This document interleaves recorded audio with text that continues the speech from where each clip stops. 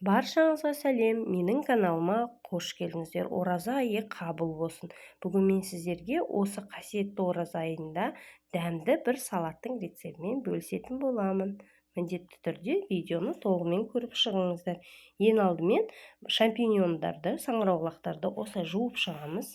Одан кейін турап бірнеше бөліктерге бөліп шығатын боламын. Дәл видеодағындай. Енді өз қалауларынша ұсақтап турасаңыздар да болады. Одан кейін бізге жуа қажет болады. Бір жуаны алып, осылай ұсақтап турап шықтым. Осылай екі табаға, бірінші табамызға жуа қуырамыз, оған май құйдым. Ал екінші табаға ешқандай май құймаймыз. Оның неге екенін қазір мен сіздерге айтатын боламын. Жуаны толық қызарып кетпеу керек, кішкене қызарған кезде алып тастау керек табадан. Енді жуамыз салып, осы табаға қуыра бастаймыз. Ал шампиньондарды ешқандай май құймай, өзінің сөлі кеткенше қуыратын боламыз. Қазір мен сіздерге көрсетемін. Шампиньондарда біраз қуырыла бастаған кезде өзінің сулары шыға бастайды. Оны міндетті түрде осылай қуырып, сөлі біткенше қуыру керек. Сонда шампиньондарыңыз өте дәмді болады. Міне қарап тұрғандарыңыздай сулары буланып шығып жатыр.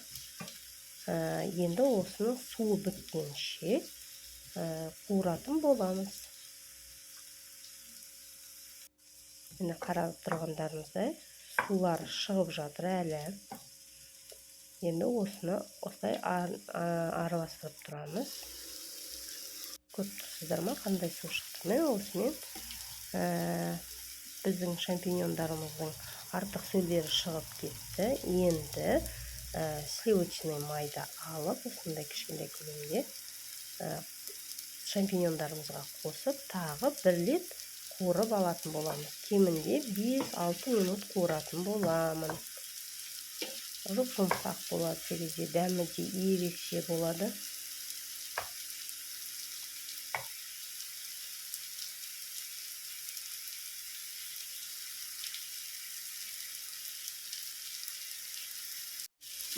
Міне қарап тұрғандарыңыздай жуада қызарып, қуырылып болды. Енді оны алып тастаймыз.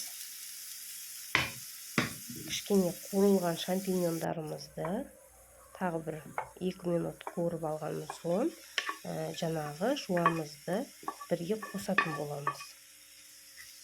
Тағы бір рет араластырып аламыз.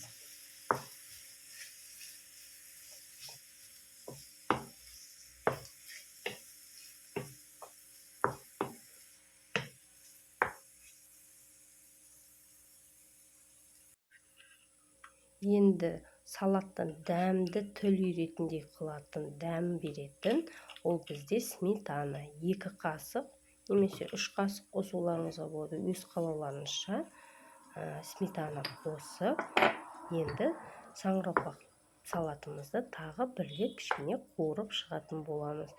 Сосын кішкене шым-шым тұз қосамыз, бұрыш қосуға болады. Енді ол өз қалауынша дәмі деген енді түл үйрет. Ең сүйікті салатымыз біздің отбасымыздағы. Міндетті түрде осындай дәмді салат жасап көріңіздер.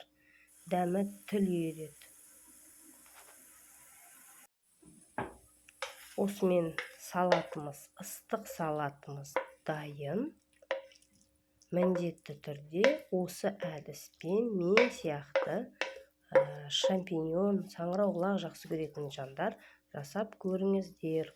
Ораза айы қабыл болсын. Қасиетті Рамазан айында тілеген дұғаларыңыз қабыл болсын. Егер осы видео ұнап жатса, менің каналыма тіркеліп кетуді ұмытпаңыздар. Рахмет.